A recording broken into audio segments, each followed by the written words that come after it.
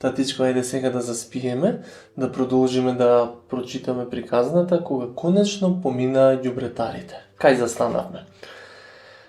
Вика, идат ѓубреџиите, се слушна возбудлив глас од надвор.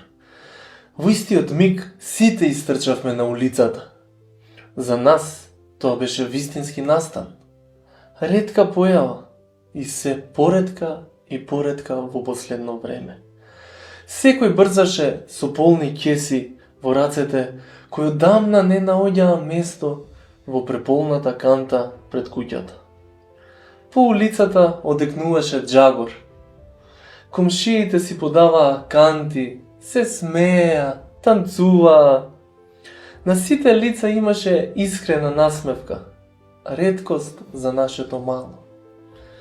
Кога камионот конечно замина, зад себе остави мал хаос и мирис што не може да го игнорираш, но никој не се пожали.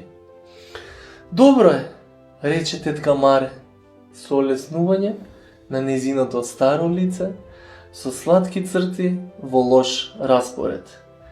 Сите кимнавме со главите, потврдивме. И во тој момент се врати шоферот на камионот, кој срамежливо ни дофрли. Се извинувам, добри луѓе. Се вратив да сликам. Ќе ми бараат моиве. Сепак, ви посакувам убава и пријатна вечер. Тато, го изедов лижавчето, кај да го фрлам? Тато, ај стани, лижавчето фрли го од тераса, ајде доле и ајде да спиеш више.